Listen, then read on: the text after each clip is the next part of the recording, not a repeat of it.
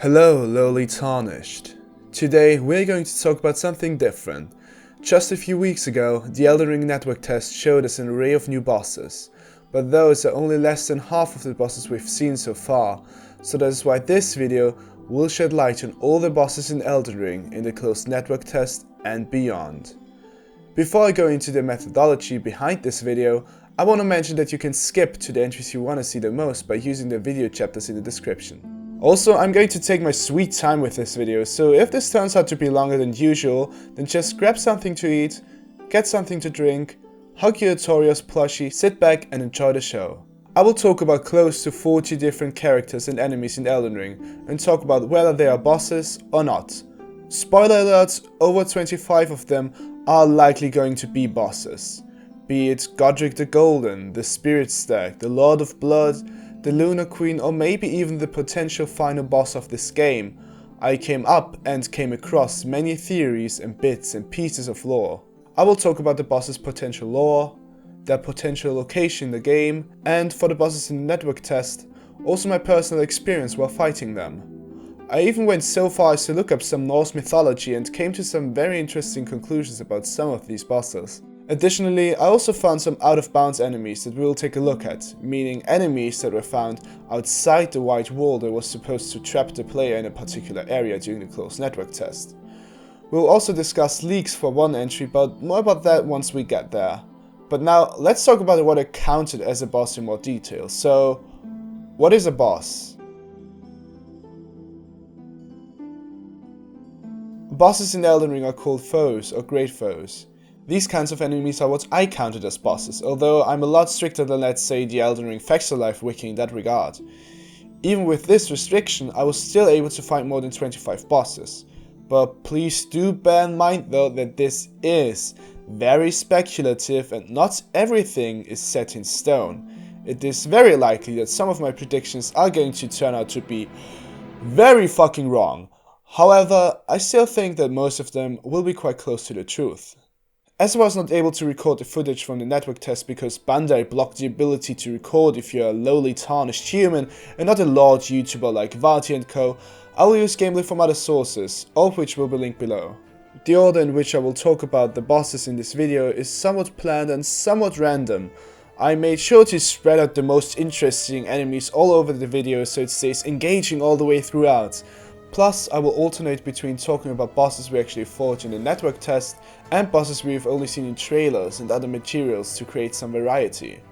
Look at me, being all considerate about the pacing of my videos like a professional! Better start calling me Steven Stizzleberg. Anyway, let's finally get started.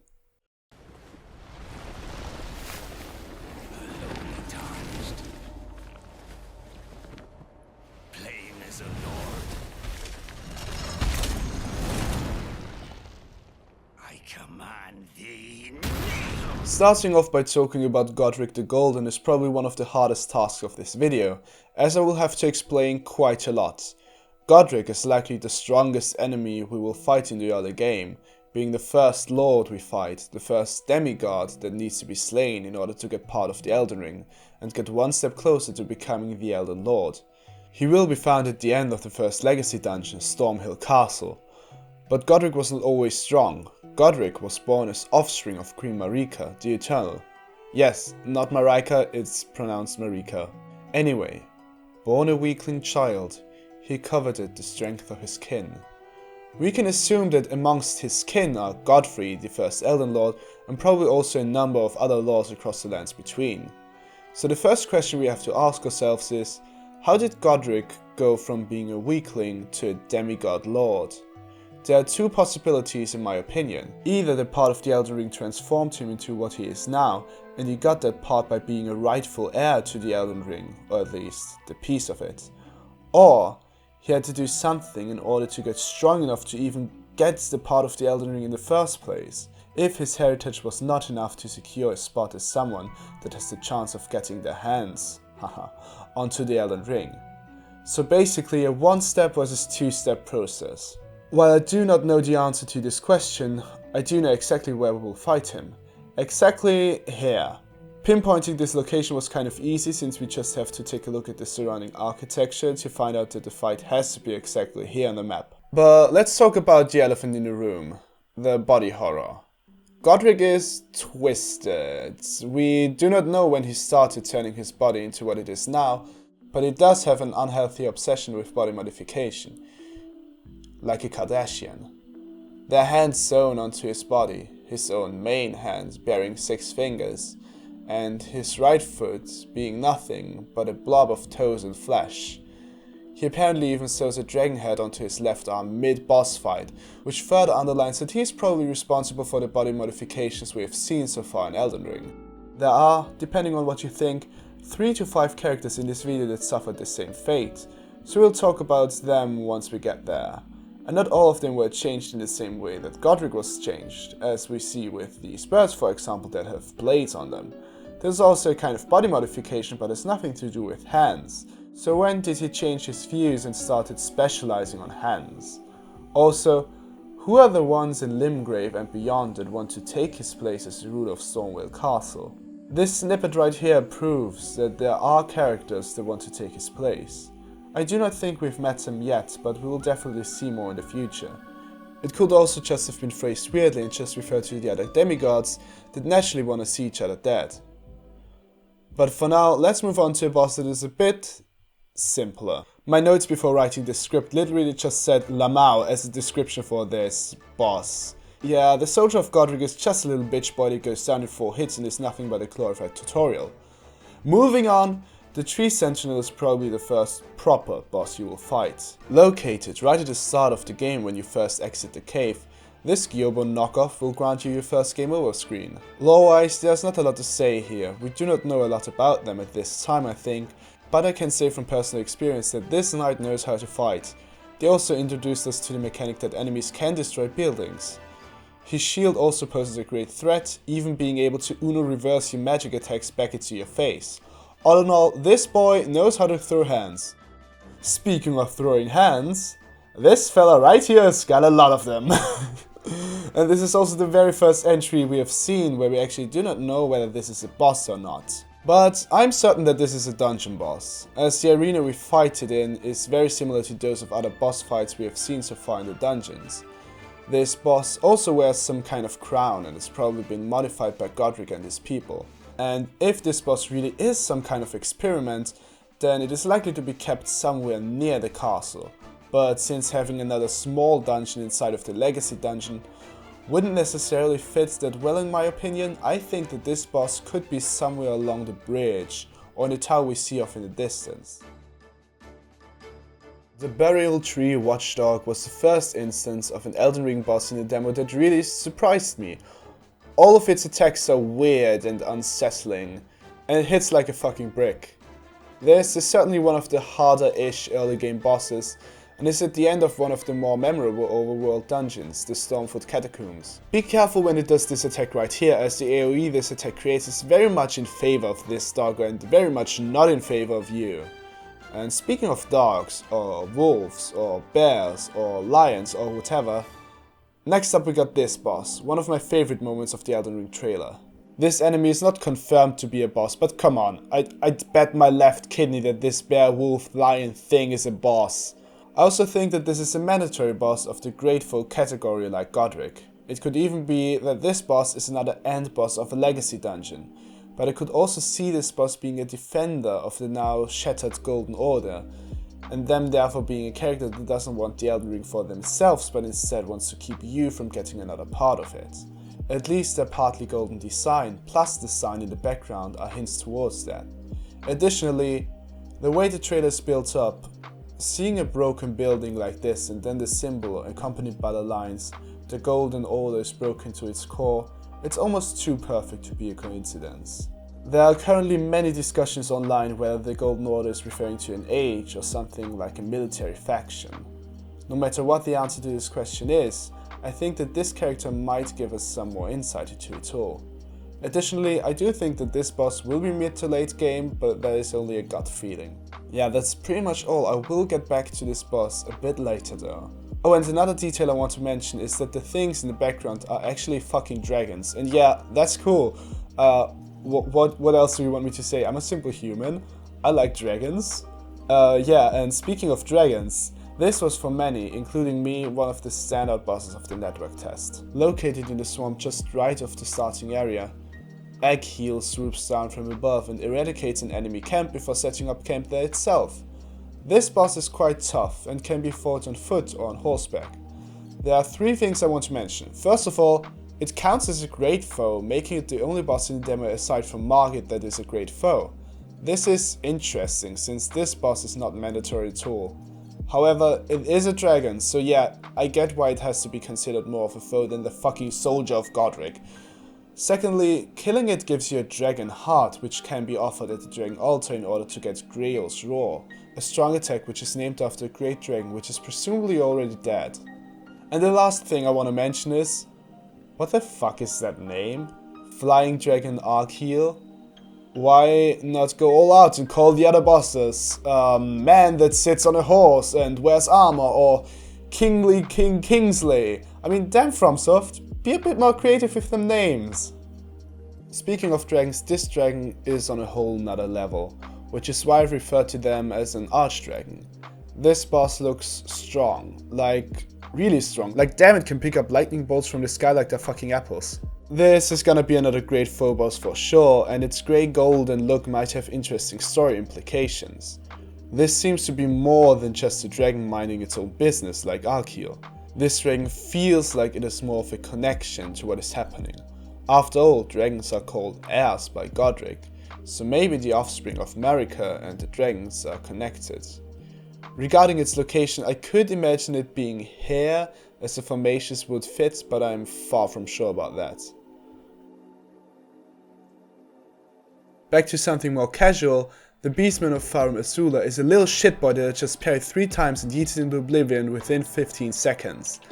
So just parry because he ain't scary. He can be found in the Groveside cave and is a total pushover. The only interesting thing about him is the name Farum Azula, since it is mentioned nowhere else so far. Moving on, let's go back to someone more interesting. Seemingly everyone wants to be stepped on by Malenia, the Blade of Miquella. Malenia is an interesting character. She's not only already a fan favorite of the game, but is also featured as the statue in the collector's edition, meaning that she will be one of the most important characters in the story. Her red hair suggests that she is not part of the Godrick gang, which leaves her in one of 2 camps in my opinion.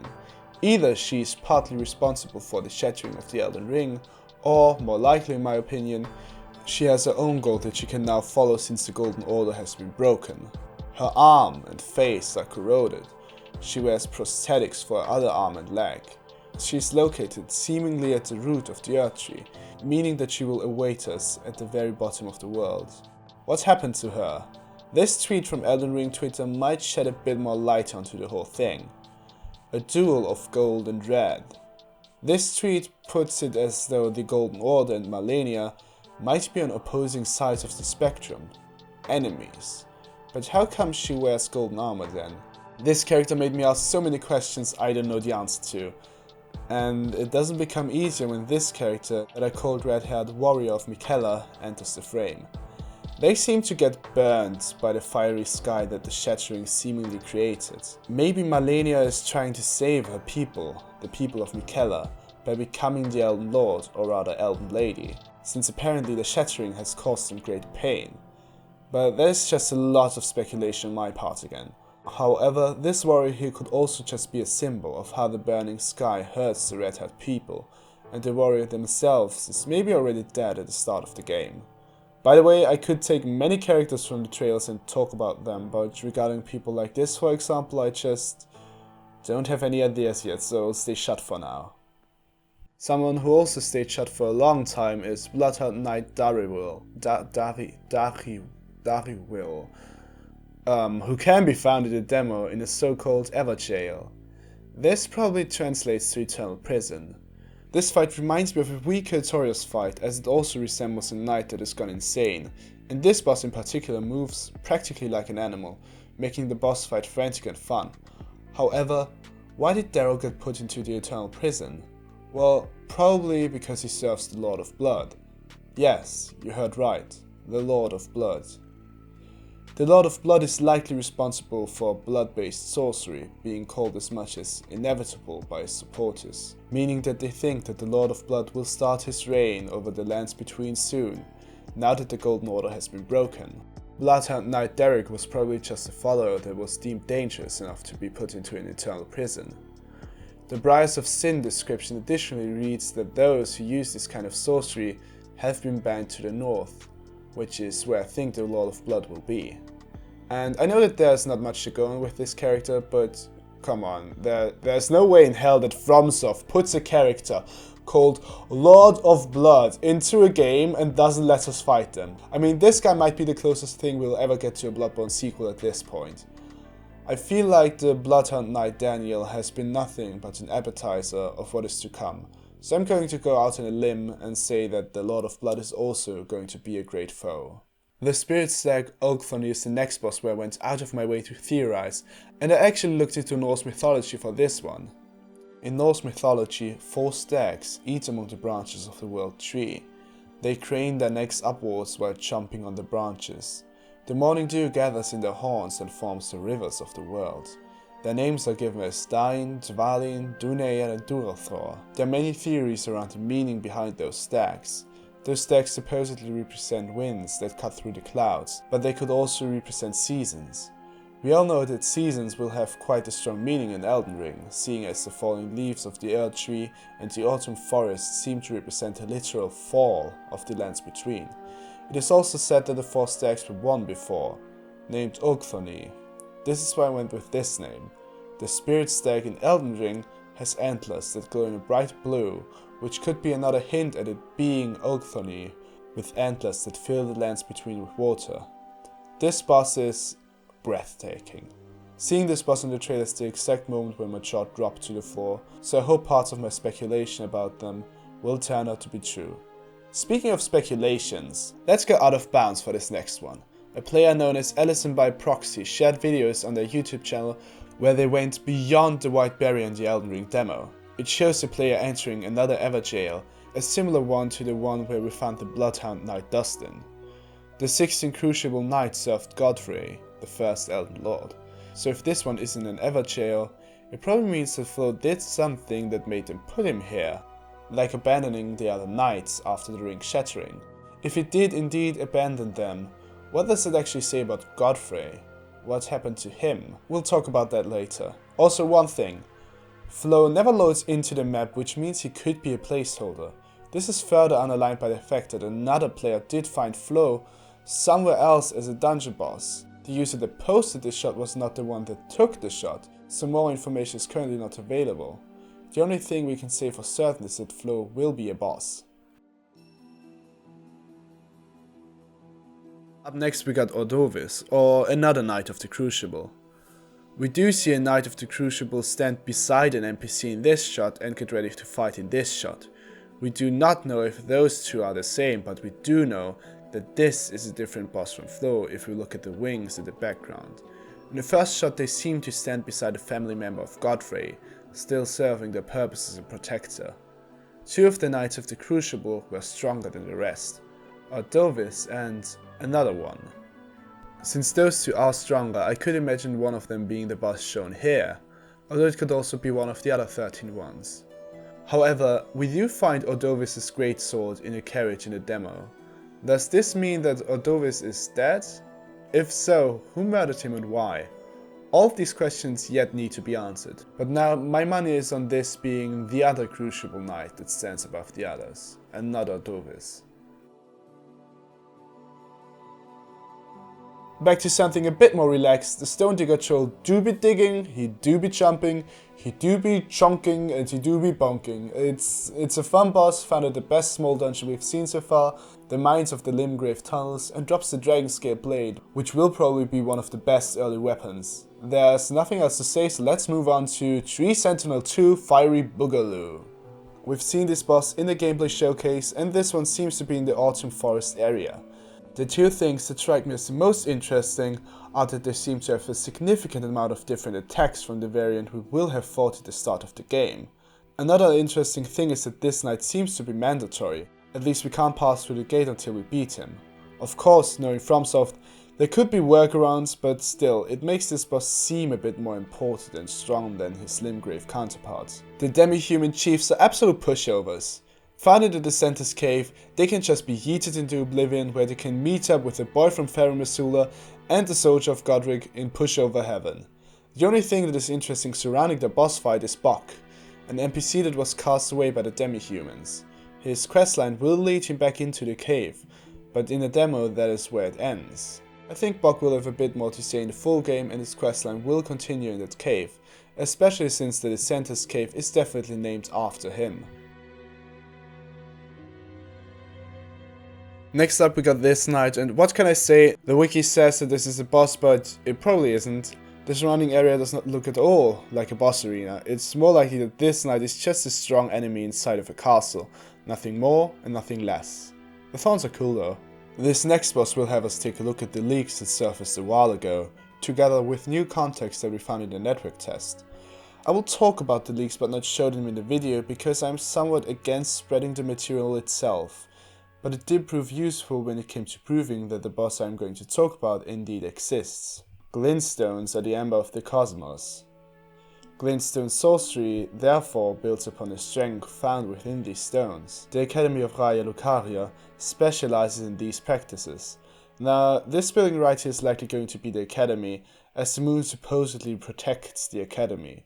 This Academy might be a legacy dungeon, at least that is what I think. The only other structure like that we have seen so far is this castle-like structure, which will be found here on the map, and which will definitely also be a legacy dungeon by the looks of it. However, I'm unsure whether the two are actually the same, as the perspective is very different for each one. That aside, we see that there is light in this one at night, while there is no light in this one. Either way, let's talk about the boss. Now, who is the head of the people of the Academy? The Lunar Queen.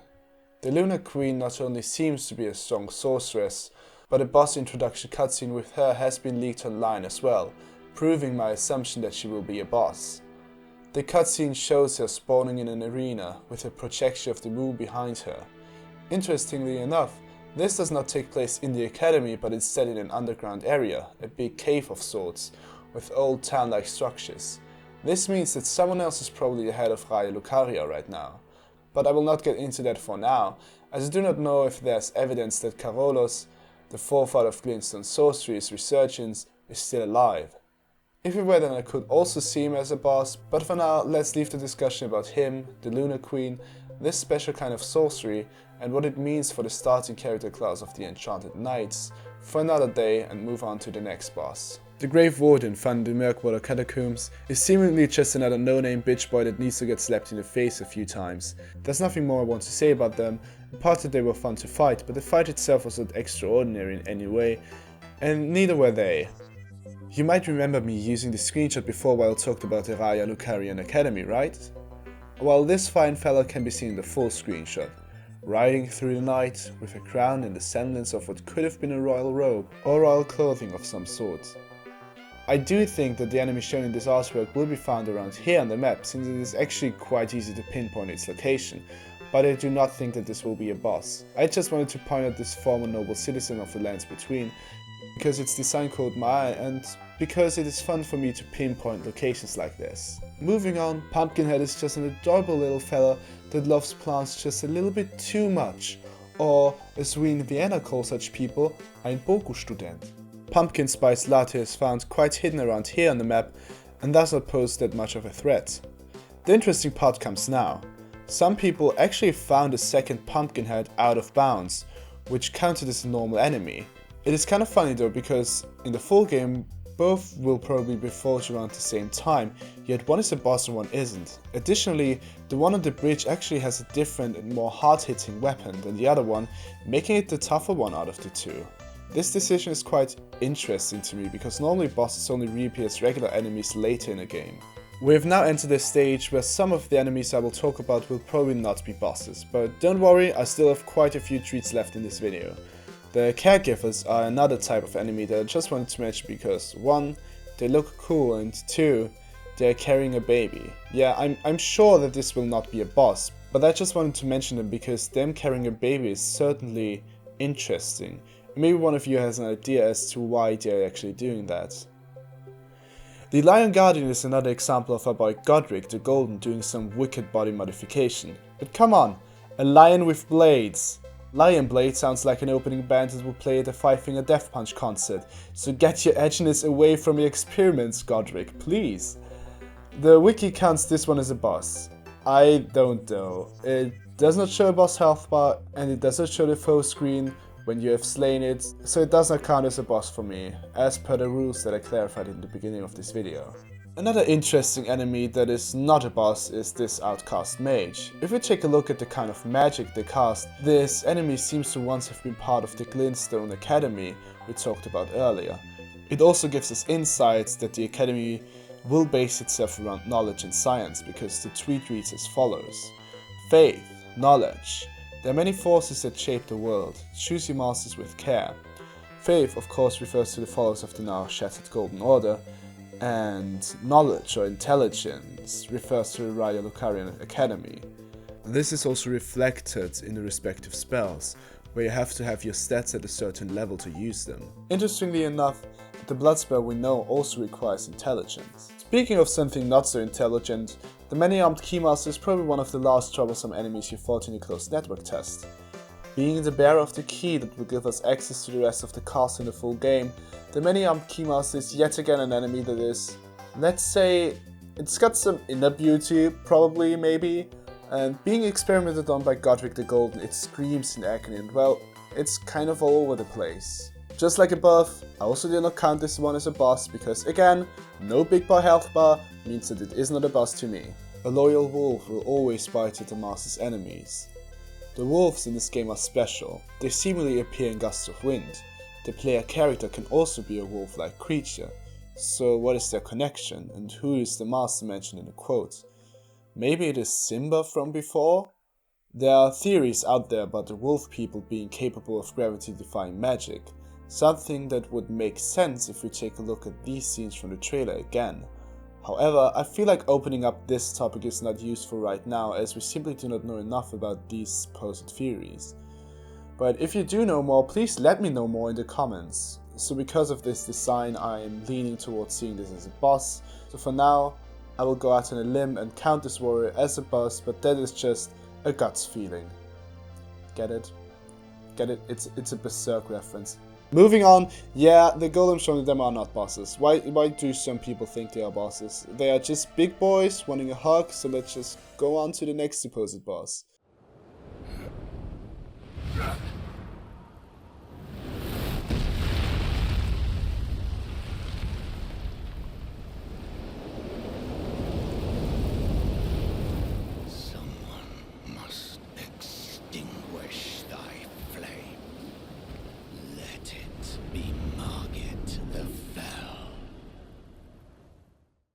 Hey, stizzl from the future here, and I forgot about you, sorry. I wrote the script, I recorded the audio and cut the audio, and only during the last step I noticed that this boss is still missing. So everyone, this is Margit. Margit the Fell not only has the first name of a German woman, but also wants you to kindly know that the ground would look a lot better if your face were to paint it. Or in other words, Margit tries to stop you from entering Stormveil Castle and is the final boss of the demo, and the only boss that was mandatory.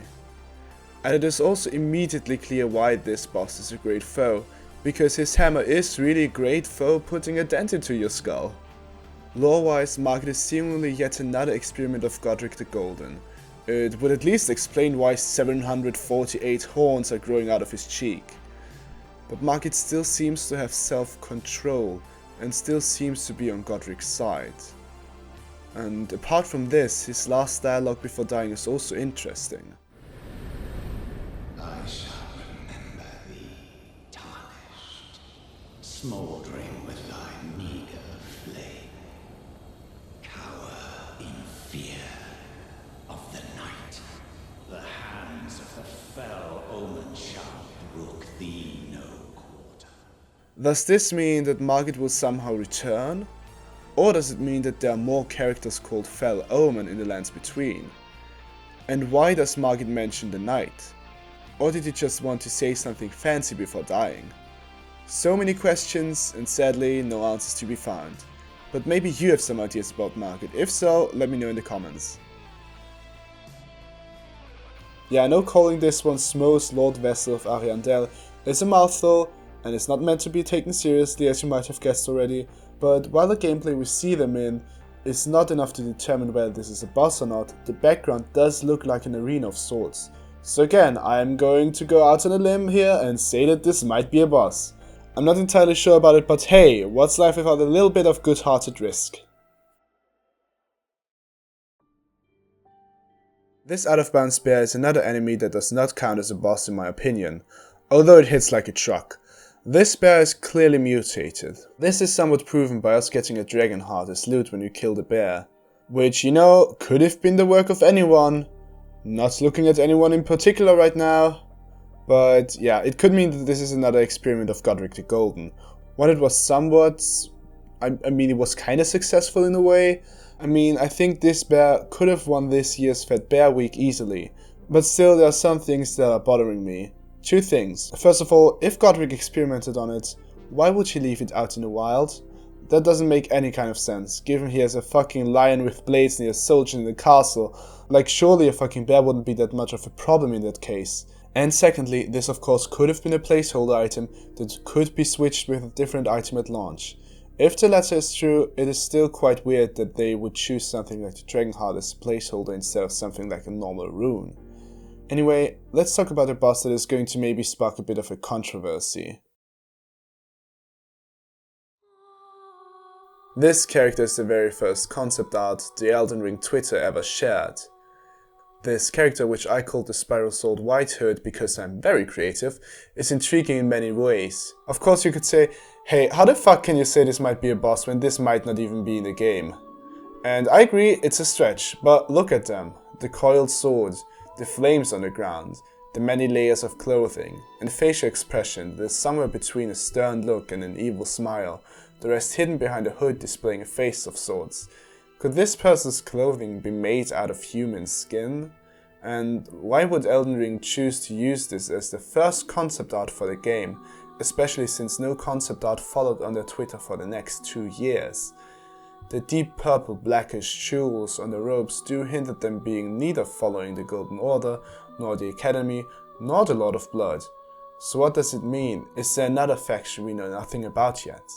And if my guess is correct and this character does play a bigger yet more hidden role in the full game, then I will pat myself on the back.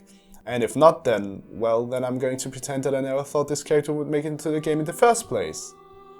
But I'm gonna risk it yet again and say that if this character truly made it into the game, it will be a boss. The giant with his dollar store Sharingan is up next, and surprise, I do not think that this will necessarily be a boss. I'm going to say this is some kind of cutscene which the player gets transported somewhere, like the crow in Dark Souls 1 or the big straw thing in Sekiro. So yeah, I think it's time to hold on, I found something. This character and this are not the same, even though I always thought they were. First of all, the color of this one's eyes is a bit different from the color of this eye. Secondly, did you notice what I just said here? The color of this eye, as in one eye. We can clearly see that the nose starts here, meaning that this thing does not have a second eye at all. This, in my opinion, makes the context surrounding these scenes very different, as we now know that those are two different beings altogether. I always thought that all of these scenes are connected, but if none of them are connected, then this means that one or more of those might be a boss. And the longer I look at it, the weirder I think it is that I thought that all of these would be connected in some way. Even the particle effects are different in each scene. Damn, I am blind. So yeah, I could say, well, both the Cyclops and the Giant as well as the Maddening Three Fingers over there will be bosses, but I'm just gonna say that, well, if this is a transportation animation and if the hand belongs to one of those beautiful boys, it ultimately means that it does not belong to the other one, making my theory from before kinda obsolete and making my beliefs shift towards thinking that this charming young man actually wants to murder us. So yeah, I'm gonna go full on speculation mode on this one and say, this is a boss, this is not a boss, and this... Well, let's talk about this. The Maddening Three Fingers Is this cutscene really part of the transportation scene, or is it some kind of ritual or something? Let's go into the lore. There's a kind of magic that uses faith as its framework. The Flame of Frenzy incantation reads, "An incantation from the Maddening 3 fingers causes the yellow flame of frenzy to burst forth from the caster's eyes. This incantation can drive human foes mad, and charging up makes them more powerful. Those whose eyes are afflicted with the flame of frenzy are wrecked with maddening pain and unstoppable tears." So the Maddening 3 fingers is a powerful, dangerous entity that can likely be seen here. So what's up with that? I think that this is either some part of a ritual of sorts, or it might still be a travel animation. A popular theory right now is that the 3 fingers belonged to a full hand of 5 fingers, but that the hand got shattered, maybe when the Elden Ring got shattered. But who did this hand belong to? And putting the Maddening 3 fingers aside as a non-boss for now, where are the other 2 fingers? Greetings, traveller from beyond the fog. I am Melina. I offer you an accord. Have you heard of the Finger Maidens? They serve the 2 fingers, offering guidance and aid to the tarnished. I can play the role of Maiden. You need only take me with you to the foot of the Erd Tree. Melina serves the 2 fingers, another entity probably closely connected to the Maddening 3 fingers. However, the goal of the 2 fingers is quite noble at the first glance, offering help to the tarnished. But this is not a gift, it's a trade. Melina needs us to get to the foot of the Erd Tree. Me? I'm searching for my purpose, given to me by my mother inside the Erd Tree, long ago, for the reason that I yet live, burned and bodiless. There is something for which I must apologize. I've acted the Finger Maiden, yet can offer no guidance. I am no maiden. My purpose was long ago lost. Does this mean that her goal is not necessarily connected to what other maidens want? Is her wish to go to the foot of the Erd Tree something only she and no other maiden wants? And who is her mother? Is it Marika or is it someone else? There are many questions left unanswered, but whatever guilt Melina carries with her, we will uncover it. It's needless to say that I do not think Melina is a boss, as a story arc could twist into literally every path imaginable, but I can also not cross out the possibility that she will turn on us in the end. Now, so this video can finally slowly come to an end, let's talk about the biggest central mystery of this game. What's happened at the Erd Tree? What shattered the Golden Order? Let's talk about Queen Marika the Eternal and Godfrey, the first Elden Lord. Queen Marika is the ruler of the lands between. Her offspring are the demigods, who have gone mad and will be our central foes in the story. So what happened to Marika? What happened to the Elden Ring? And what is up with Godfrey, the first Elden Lord? Let me go full on insane. Maybe the person we see here, witnessing the shattering, is Marika, shattering herself alongside the Elden Ring, leaving her devastated and barely breathing. But what would drive her to such lengths? Well, Godfrey, the first Elden Lord, might have strived for more power, fearing that his heirs, like Godrick, could take his place as an Elden Lord. So why not have the Elden Ring all to himself? Maybe he tried to gain its powers, but it tore him apart, tore apart the hand with which he tried to grab it, and disformed the rest of him. There's concept art where something can be seen that could have been Godfrey at some point, a husk of his former self reminiscent of the final boss in Demon's Souls. And seeing this, seeing what the Elden Ring did to Godfrey, wouldn't it be understandable if Marika wanted to destroy the Elden Ring? Many of you will probably say that this would be too easy, and I agree, this is too easy. However, there's evidence that Godfrey, who some may think is dead or unimportant, is actually alive or at least a big part of the story. An actor known as Kano King posted on Instagram that he is delighted to play as King Godfrey in Elden Ring. This at least means that Godfrey is not a relic of the past, but will also play a big role in Elden Ring. So I think that Godfrey could in fact be a boss. He would have all the reasons to seek for more power, or have sought for more power. And such a character would certainly be in our way, since we want to become the Elden Lord as well. No matter how the Elden Ring was shattered and no matter what happened to Marika, I think that Godfrey could have something to do with it. And I'm almost certain that we'll need to take him down, or at least put to rest what is left of his former self. With that, this video comes to a close. I think it is needless to say that this is by far the biggest video I've ever worked on in terms of scope. So I really hope you liked it. Please tell me each and every thought you might have in the comments below. Please tell me if you want to see more Elden Ring content on this channel. I'm hyped through the roof and I think this game will be fantastic, so I'd love to do more on it. Also a huge thanks to my patrons for being the sweet honey bunnies that they are and supporting me all this time. And if you have an idea of what I could talk about next, let me know down below. That's it. Thanks for watching, stay safe, I love you all. Bye.